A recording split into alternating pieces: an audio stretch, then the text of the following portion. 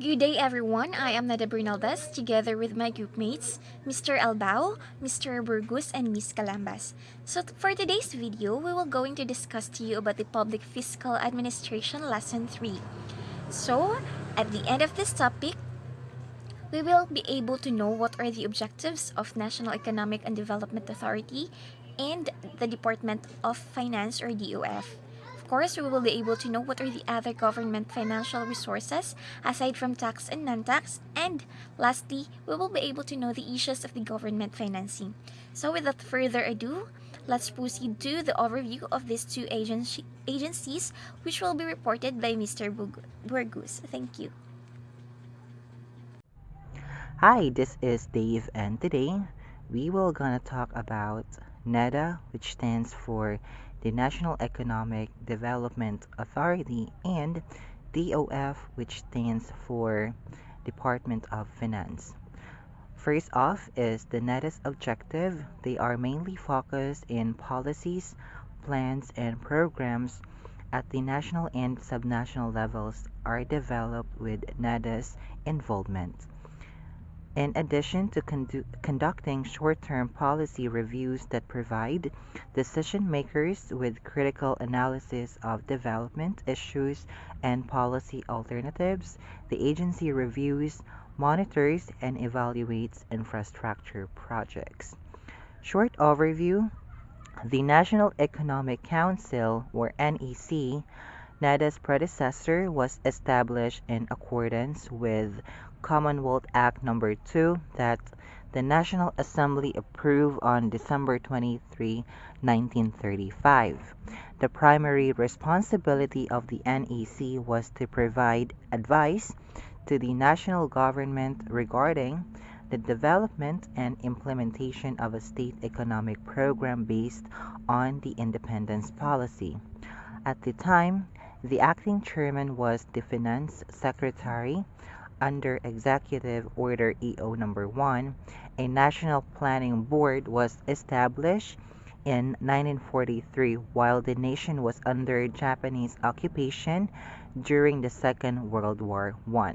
But the Economic Planning Board, established by Executive Order 46, Section 1944, took its place and was tasked with making recommendations for economic development. In response to the Government Reorganization Committee's recommendation, the NEC was reconstituted in 1947 under Executive Order 94, Section 1947, to serve as the government center for national economic planning after the war. However, after NEC, personnel were assigned to the Philippine Council for United States Aid, or PHILCUSA, which was established in 1950 as part of the Carino-Foster Agreement on United States assistance for the development of the Philippines. There was a period of inactivity. Even though the PhilCUSA was disbanded under the same EO 119, a new National Economic Council was established in accordance with Republic Act 997, Section 54, to replace the old NEC. An Office of National Planning, an Office of Foreign Aid Coordination, and an Office of Statistical Coordination Standards were added to the new NEC. Under Republic Act 2699, the NEC's membership was increased in 1960. Under Executive Order 17 in 1962, the Program Implement Agency was established to carry out economic planning and implement the government's socio-economic program. It was led by a Director General of Cabinet rank. The Integrated Reorganization Plan of March 1972 was submitted to Congress in accordance with RA 5435 of 1968, which authorized the Office of the President of the Philippines to reorganize the executive department and the various government agencies. It made it possible to create a NEDA. The subsequent year saw the implementation of this with the publication of Presidential Decree number 107 of January 24, 1973, which established the NEDA, and the NEDA brought together the functions of various socio-economic bodies established by previous administrations into a single government agency. So that's all for NEDA, and let's go ahead and move forward to the Department of Finance, which is DOF. This DOF, the management of the financial resources of the government, is the responsibility of the Department of Finance. Policy formulation, revenue generation, resource mobilization, debt management, and the development of the financial market are among its responsibilities. And the short overview: the government steward of sound fiscal policy is the Department of Finance. It develops revenues policies that will guarantee the funding of essential government programs that improve people's well-being, accelerate economic growth, and maintain economic stability. Thank you, and that's going to be it for NEDA and DOF. Thank you so much.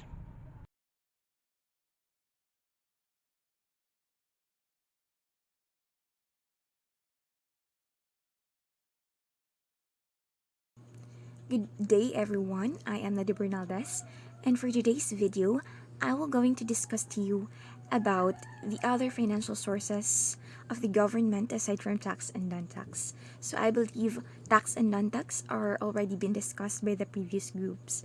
So of course we already know about that.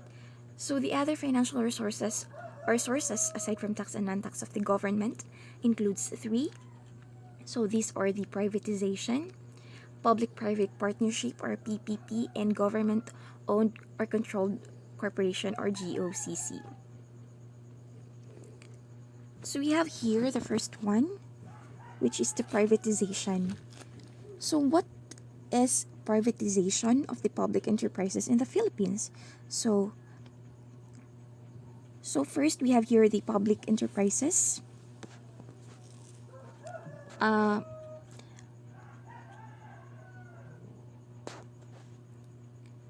So let's know first what is privatization. So privatization is the transfer of publicly owned or publicly operated means of production to provide ownership or operation.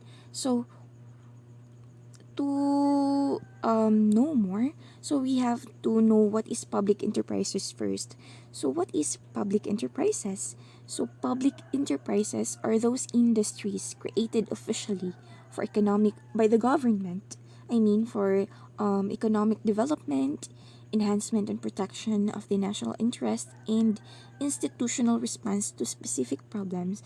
That was a definition from Briones 1985. And so we have here in article, so article 14 section 6 of 1973 constitution states that in the interest of the national welfare or defense, established and operate industries and means of transportation and communication, and upon payment or just compensation, transfer to public ownership utilities and other private enterprises to be operated by the government. So, privatization occurs when a government agency has that provides public services is converted into a privately owned organization. So, services often remained they can be delivered on or for profit basis than strictly operated for public benefit. So I have here an example of privatized enterprises in the Philippines. So I have here Petron Corporation. So we already know about that since mostly kung magpapagas tayo, known itong Petron. And meron din tayong din itong advertisement sa TV. So, of course, known din ito by many. So, Petron Corporation started by Standard Vacuum Oil Company or Stanvac in the year 1933. And then Stanvac Partnership in 1962 gave birth to ESO Philippines. And then in 1973, President Marcos created the GOCC, Philippine National Oil Company or PNOC. And then PNOC acquired ESO Philippines at the height of the first oil crisis, which was happened many years ago, and renamed it into Petrophil Corporation and later renamed as Petron Corporation. So Petron Corporation was established in 1973 as a marketing arm of PENOC or Philippine National Oil Company, which is one of the GOCC or government-owned or controlled corporation. And then in 1973, Petron's partial privatization started when 40% of its total equity was sold to the Arabian American Oil Company or Aramco. And then 20% of Petron's equity was sold to the private sector through the initial public offering or IPO. And then in 1998, the administration of President Ramos approved the Republic Act 8479, the second law or downstream of oil deregulation.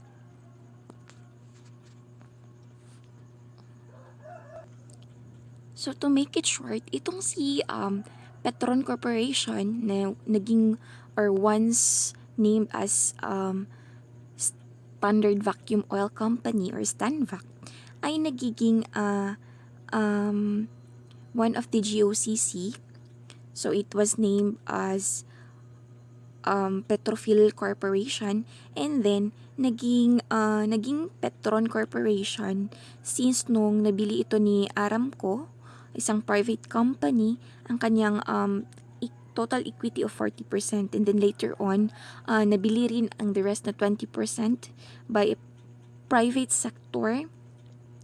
And then in 1998, because of President Ramos in his administration, na-approve ito at naging officially private na. And then, because of the law or the second law na nagsasabing wala nang, kumbaga hindi na restricted ang business about with regards to mga oil. So, bakit ba inaprubahan ni President Ramos that time? So, as I have said nga, because of oil deregulation. So, what are the reasons kung bakit ipa-privatize ang isang public enterprises? So, we have here the reasons. First is to reduce government involvement in commercially viable activities. So, yes, kasi it could help a lot kapag pina-privatize na yung mga commercially nga mga activities na ganyan. Kasi we all know that money is money, and then once the officials engage to that business, hindi na niya mapaprioritize yung kumbaga goal niya for the good of the public. Because there will have or there are instances na mawawala na siya sa plan because of money. It may lead to corruption, ganun. Because, viable or siya na mismo yung mag-handle ng, kumbaga nagbi-business na siya dun sa government. So, ayun. So, once it will be privatized, it will increase the efficiency in delivery of programs. Yes, because by that, of course, the politician or that specific public official will focus to the goal of properly delivering the programs. So of course it provide competition um, in a sense of free market economy. So what is free market economy? So it is also known as laissez-faire economy.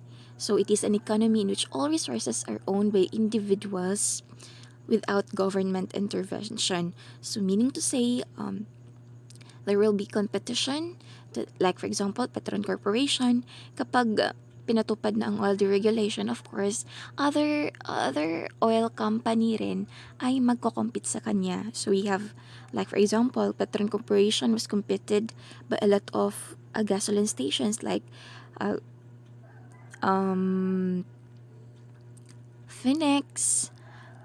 We have here now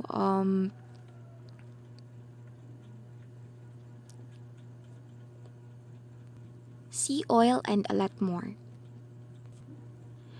If you are familiar with the work of Adam Smith, which is the Wealth of the Nations, he said to this to his article that um, in case na yung ma-establish na yung free market economy, which is hindi na mag-i-intervene um, ang public or ang government sa mga activities or businesses ng private sectors, except dun sa pagkukuhanan niya ng taxes. Of course, the economy will comparatively work and function well because binibigyan niya ng kumbaga freedom yung mga tao na nagmababay and sell freely among themselves. So, of course, with that, or in that case, the economy will work well sa ganyan na scenario, and then everyone will work for his or own interest. So, in his article, he suggested that if people were allowed to trade freely without government intervention, without the regulation, or without regulation, so of course, self-interested traders present in the market that of course or would compete with each other, presenting markets with positive outputs with the help of an invisible hand. So, in this case, kapag ganun ang mga nangyayari, of course, meron ng competition sa market. And in that case, it would be a lot more helpful to people or to the public because maraming silang pagpipilian sa mga qualities, of course, with the less cost, with lesser cost. Kasi, yeah, if competition will happen, kanya-kanya ng pasikatan ng mga business sectors.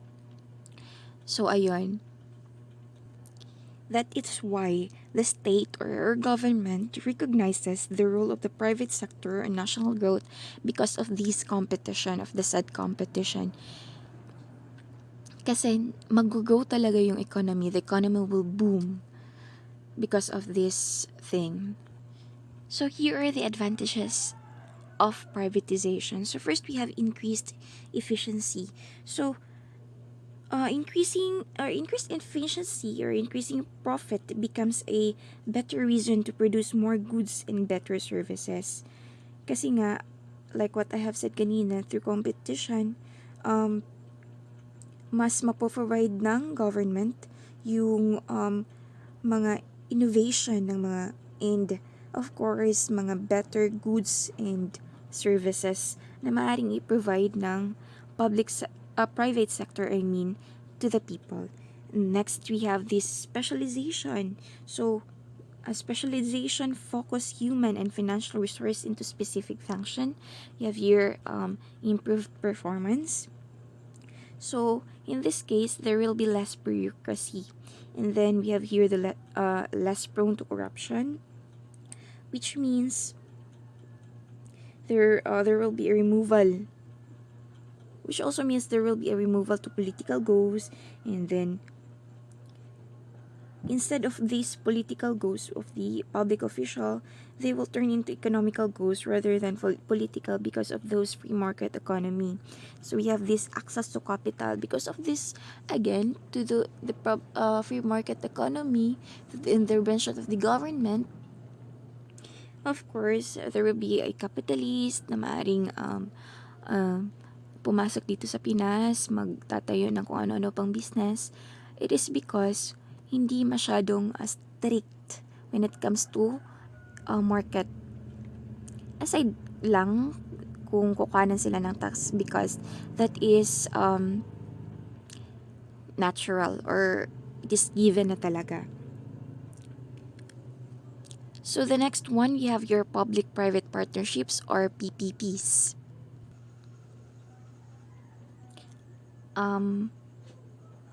Public-private partnership is an arrangement where private parties participate in or provide support for the provision of infrastructure. So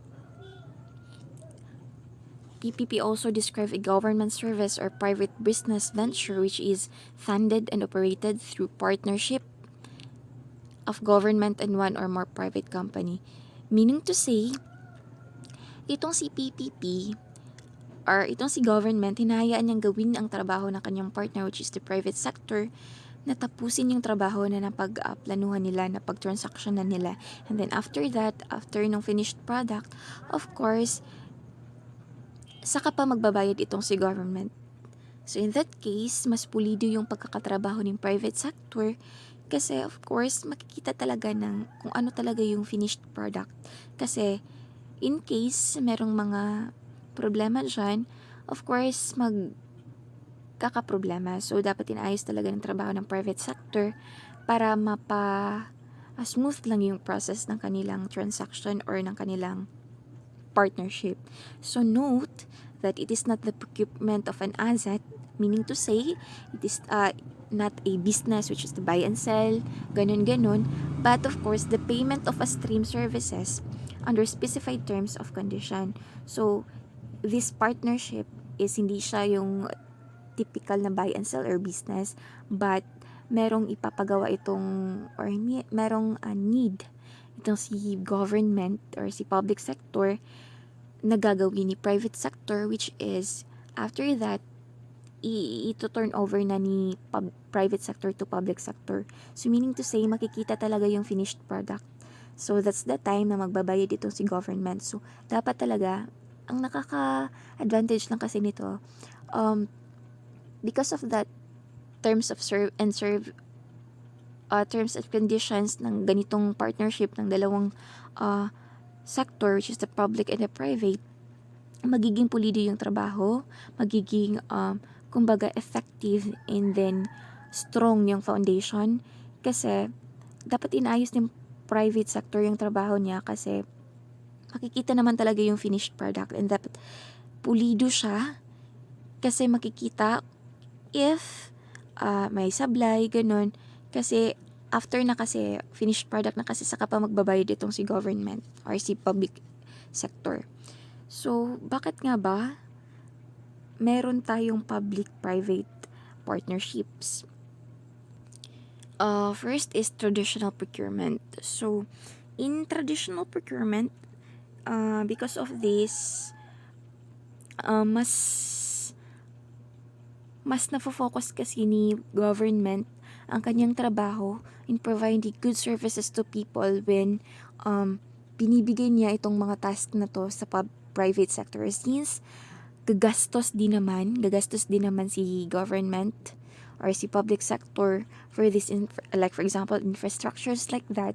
So let them or hinayaan na nila si private sector na lang ang gagawa and then because of through terms and conditions after those magbabayad din naman, gagastos din naman. So, yan na lang yung paraan ni government para mas kumbaga smooth lang yung takbo. And then, second we have a financial need. So, meron din naman kasing times na may budget deficit, may mga malaki-laking utang pa. So, that is why meron itong partnership na to kasi as what I have said kanina, sa kanilang babayaran ni government itong si private sector kapag katapos na. So at that time, meron ng kumbaga budget talaga, yung kukulang budget for that. Third, we have aging or deteriorating infrastructures. Aside from that, Meron ding other factors like for example, merong short political tenures or nagmamadali si government because of the demand of the people or the public. Ayun, so let's continue. Aging or deteriorating infrastructures. Merong mga need ng innovation, need na ng improvement ng mga infrastructures. That is why nabubuo itong public-private partnerships. And then, yeah, growing demand of public sector services, search for greater efficiency and creativity. Kasi mas specialized kasi ang, I'm not saying hindi specialized on government sector, but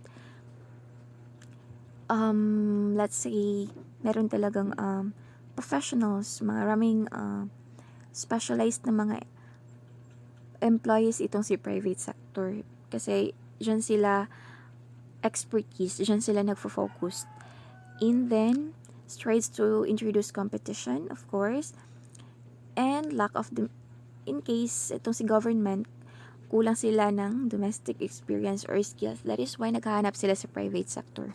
So, ayun. To make it more clearer, marami tayong mga varying models ng PPPs. So,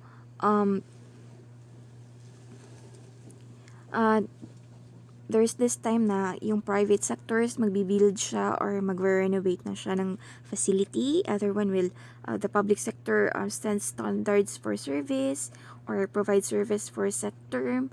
And like what I have said kanina, itong si private sector, mag-transfer siya ng ownership at the end of the term, at the end of that project. Yes. And then meron din namang, yes, no payments made until asset is delivered or as promised sa kanilang terms and conditions. And of course, itong si private sector, ina-assume niya yung risk associated with the design and the performance ng kanilang napag-usapan. So that is why it is a pressure to them kasi right after ng kanilang project, like right after ng project, saka pa kasi babayaran. So, makikita kung ginagawa ba talaga ng maayos ng private sector ang kanilang trabaho. Ganon. So, to make it more clear, walang funding na mangyayari si public sector sa private sector during the construction. So, malinaw na at the end of the construction lang talaga sila nagbabayaran. So, I have here a lot of types of public partnership. Sorry for the typographical error. So first we have here the BOT, build operate transfer, BOO, build own operate, BOT, DBF, DBFO, DBO, BTO, BLT, leasing, joint ventures, operations or management contracts, cooperative and arrangements. So ang dami. So para mas klaro, I will give an example of BOT or build operate transfer. So of course, in this case, the private sector will be the source financing. Siya na yung mag-carry out all designs. That includes the terms and conditions na pag-uusapan before the project began. Then building BOT, they are responsible that type of PPPs, they're responsible to build the infrastructure, operates the facility, and after that, ina-hand over na ang ownership to public sector. So, meron tayong suitable candidates for private public partnerships. So, first we have is transport. So, ano ba to? So, like for example to this, you have road, rail, mga airports, mga ports, fixed links. You have example to that is bridges, tunnels, water resources like mga irrigation natin sa ating mga agriculture, mga pipelines, mga sewage treatments, and of course tourism, like facility development, health like hospitals and specialized health services, and specialized accommodation facilities like mga courts, mga police stations. So, other is educational facilities like schools, museums, libraries, correctional services like prison, remand, and detention centers, arts, sports, and recreational activities.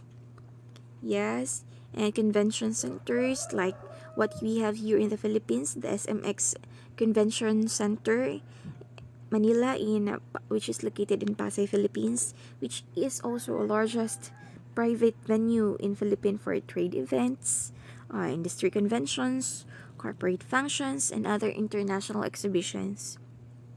So aside from that, we have here government offices accommodations and social housing or pabahay. So there are a lot of benefits of public-private partnerships. First, we have here mitigates and properly allocates risks. Yes, kasi ginagawa talaga nila yung maayos ng private sector ang kanilang trabaho because they assume the risk na mangyayari while constructing or doing that project. Provide incentives for lowering cost, yes. Kasi hassle na kasi for the government para maghanap pa ng mga ganyan, mag-hire pa ng ganitong mga tao. So they let a private sector to do its job na sila na lang yung gagawa without without going to or kinukuha nila yung attention ng government sector kasi nagkakaproblema sila dito. So, kaya hinayaan ng government na si private sector na lang yung gagawa ng job. And then after that, sa kanilang terms and condition, after the infrastructures or after the project, saka na magbabayad si government. So, of course, ensures value for money. And of course, na-attract din yung mga right skills and management expertise in doing that project, promotes innovation, and reduces corruption and waste. Yes, kasi after ng like what I have always said in the letter na after ng project saka pa magbabayad si government, so bira lang or less lang sa kanya na maggagawa pa ng mga expenses ngayon, tomorrow, and then for a year. So meron mga instances na kapag ganun yung mangyayari, kapag walang private public partnership, so kumbaga si official na yung handle, si public official na yung handle, and there's instances na masilo ng pera and then magko-corrupt, ganun, magnanakaw ng pera.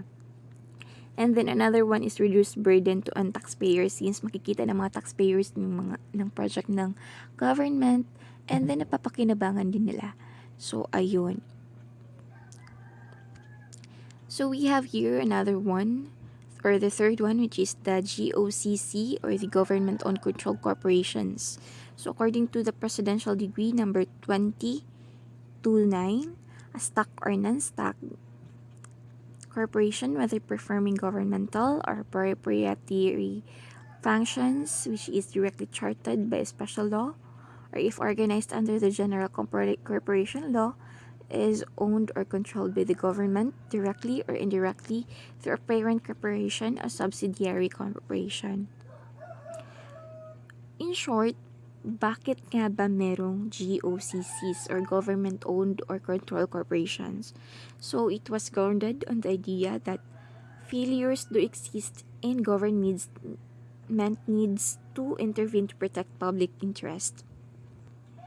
Meaning to say, itong si government na kumbaga ina-assume or kinikonsider niya yung maaaring mangyayari na merong market failures na mangyayari sa coming days, ganun.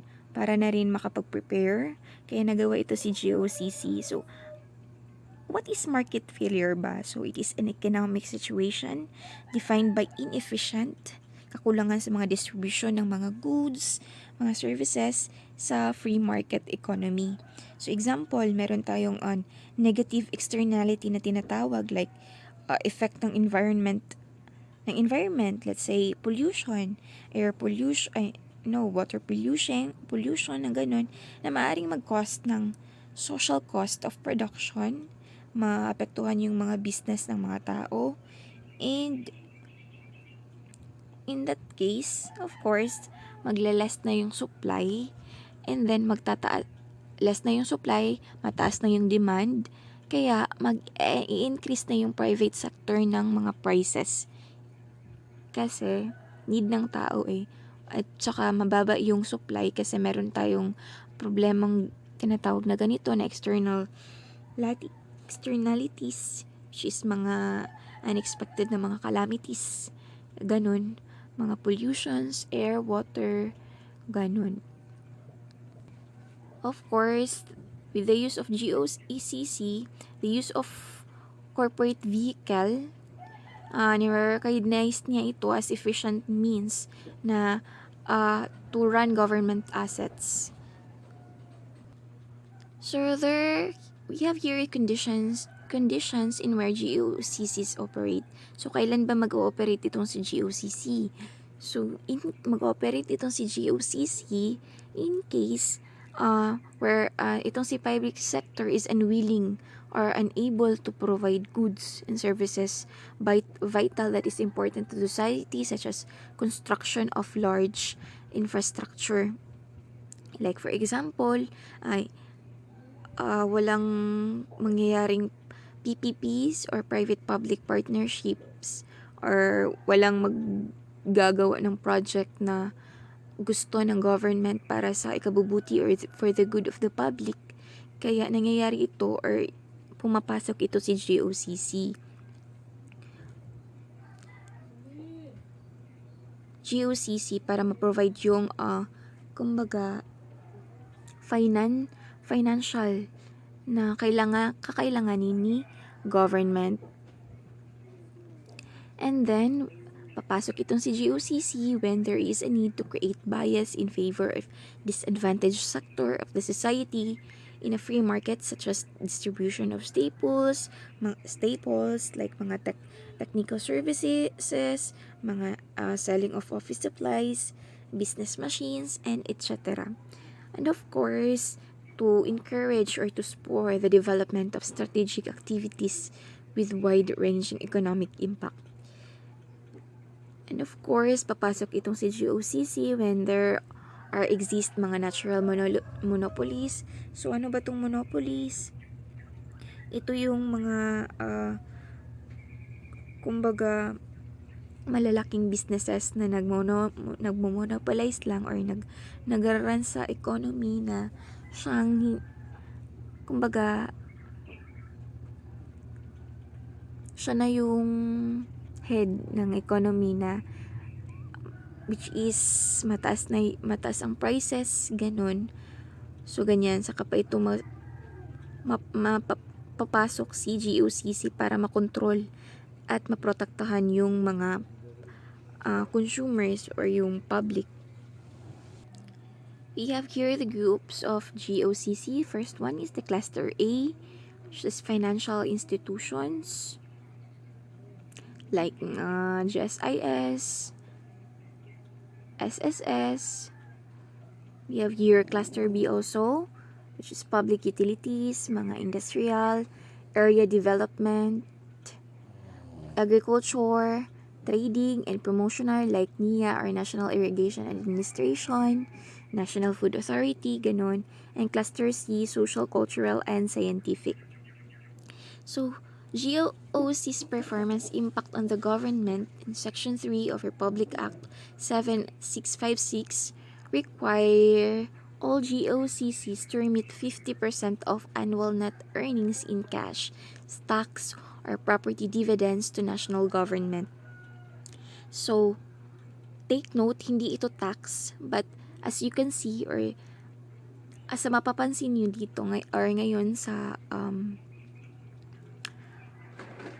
as employment ng mga tao, nire-require yung mga SSS number, pag-ibig number, mga PhilHealth number, ganun, ng private, ng public sector sa kanilang applicants.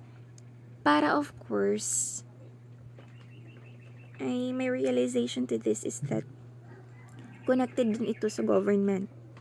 Aside sa benefit na maaring makuha ng employee, of course, meron ding benefit pala itong si government kasi yung net earnings, so imagine that 50% of the net earnings of the specific GOCC ay mapupunta sa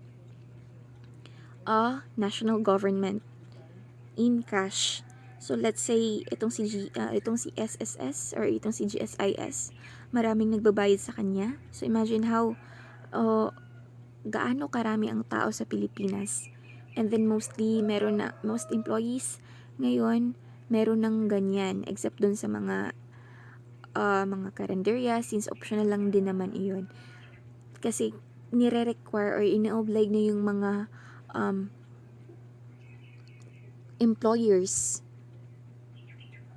na magkakaroon ng kanilang mga employees ng mga ganitong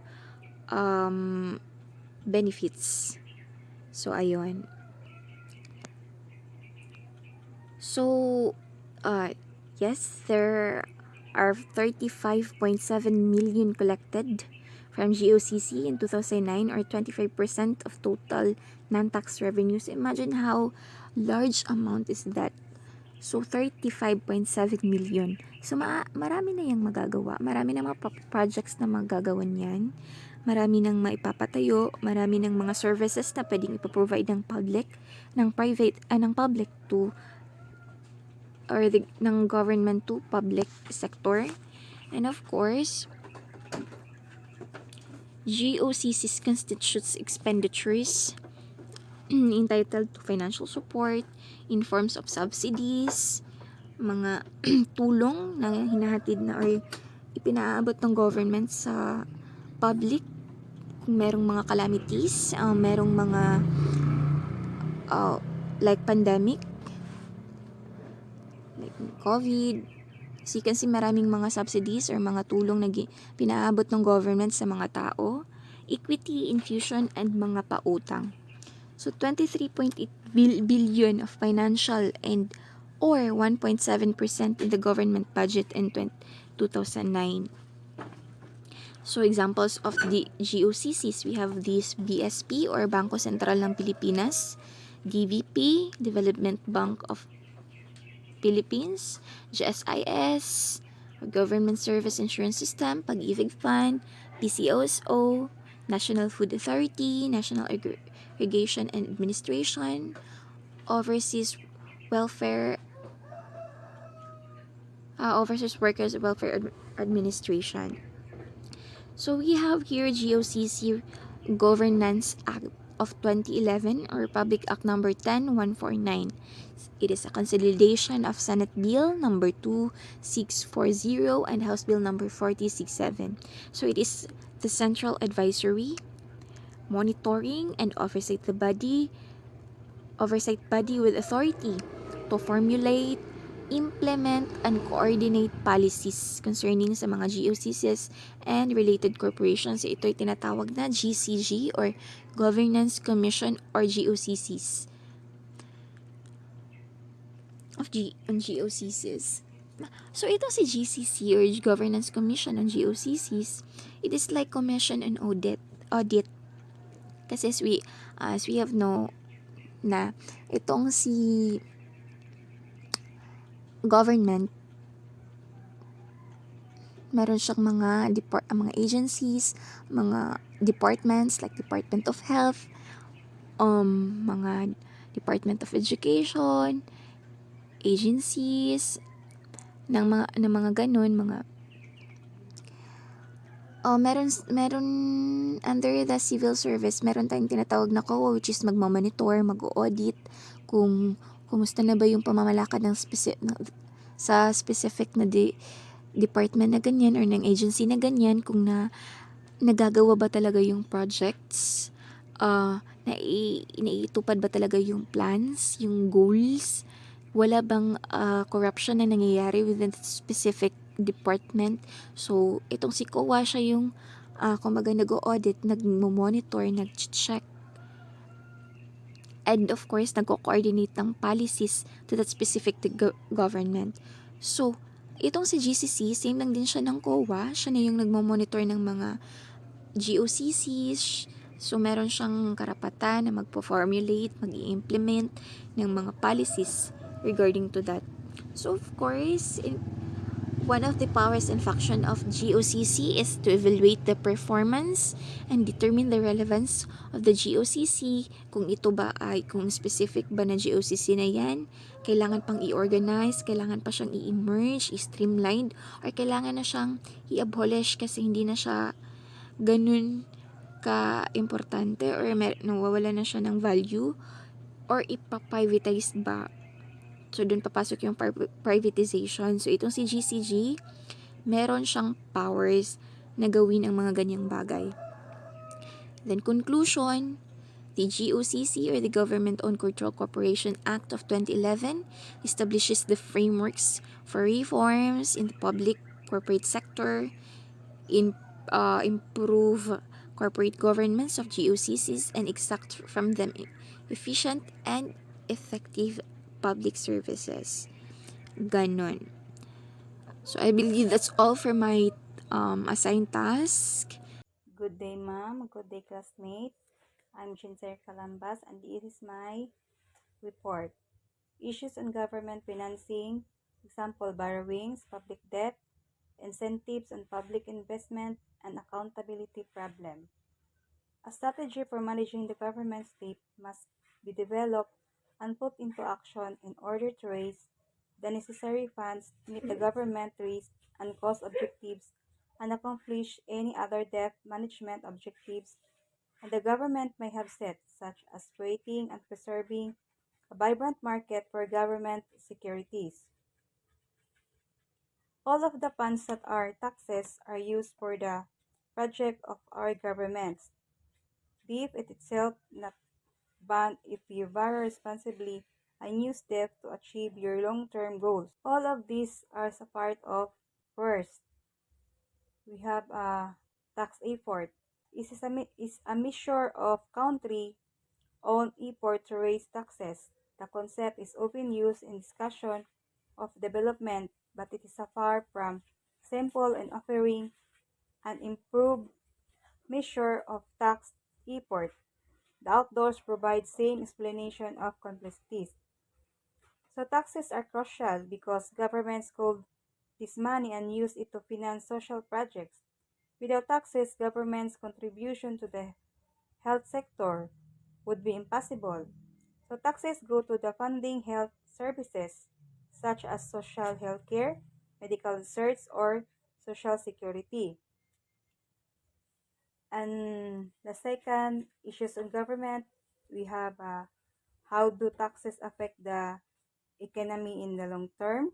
And no, in the long run, primarily through the supply side, higher marginal tax rates can discourage work, saving investment and innovation, while specific tax preference can affect the allocation of economic resources.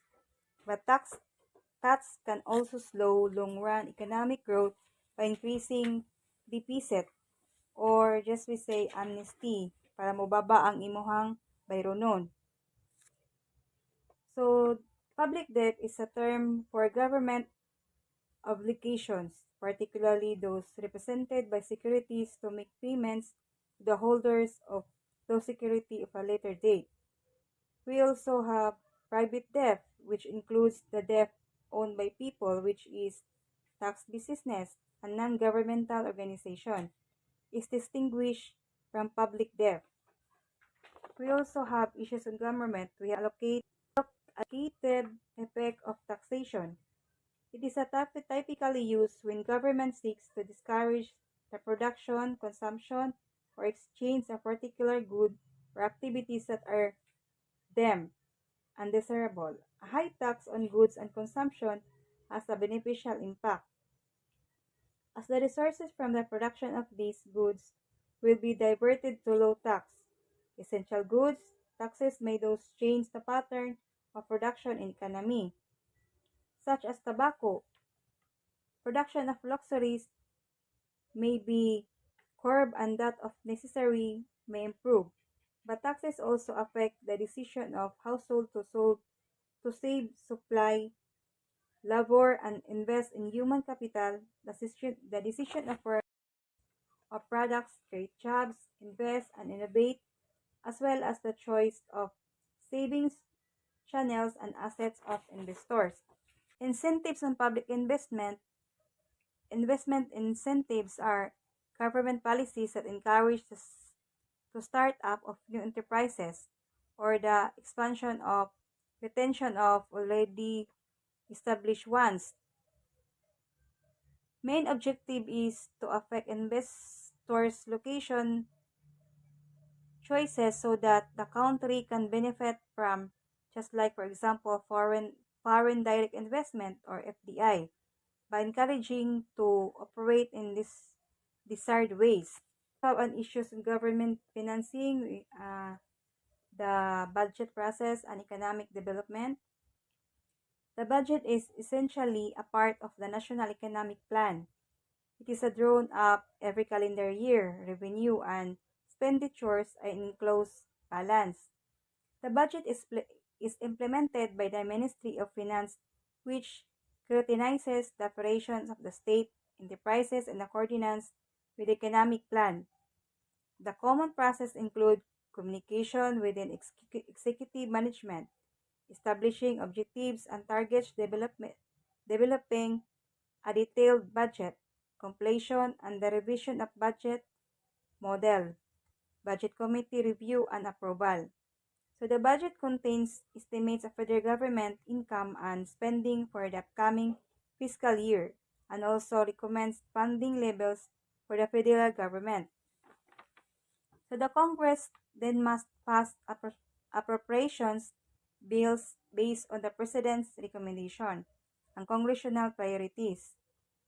Budgeting ensures you're not spending more than you're making, allowing you to plan for short and long-term expenses.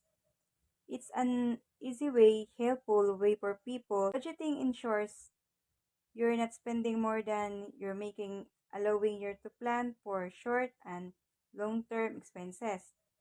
It's an easy way, helpful way for people with all types of income and expenses to keep their finances in order. The accountability problem, this should be a culture at work. Team members and pray to share expertise, offer helpful criticism, and responsibility for their trumps and feelings in, in an accountability driven workplace. Employee responsibility comes in a variety of forms, which is the way you interact with others and you organize meetings and how you lead and you assign tasks to individuals and dapat follow up sab sila and adjust and embrace mistakes. Just like for example, the company into reality just take resilience, grit, and growth mindset. So all the governments may decide to raise some of their resources by borrowing rather than taxing for a variety of reasons, ranging from desire to expedite capital spending to policy of economic stabilization. So nowadays, the majority of nations have annual budget deficits, and these deficits have a short pay. And that's all for my report, ma'am. Thank you. Good day everyone, I'm Angelo Boyan Albao from Mount Apu, Kapatagan, Digo City. And for today, I will discuss my part of this topic, tax and inflation. How about how does increasing taxes affect inflation? It can lower inflation. In the case of higher inflation, the government might raise taxes in order to discourage spending within the economy and to lower inflation. To reduce the total level of spending, the government could increase tax rates as more income is collected in taxes. Less is available for spending, reducing inflationary pressures. Less government spending would work in the same way. So Paano nakakaapekto ang pagtaas ng buwis sa inflasyon? Sa kaso ng mas mataas na inflasyon, maaaring itaas ng gobyerno ang mga buwis upang pigilan ang paggasto sa loob ng ekonomiya upang mapababa ang inflasyon, no? Fiscal incidence is the combined overall economic impact for both government taxation and expenditures of the real economic income of individuals, while taxation reduces the well-being of individuals. Government expenditures raises their well-being. Ang insidente ay nananalapi ay ang pinagsamang pangkalahatang epekto sa ekonomiya ng parehong pagbubuhis at paggasto ng pamahalaan sa tunay na kita ng ekonomiya ng mga individual. Habang binabawasan ng pagbubuhis ang pang-ekonomiyang kagalingan ng mga individual. And the last is the optimal level of debt. The optimal debt level occurs at the point at which the value of the film is maximized.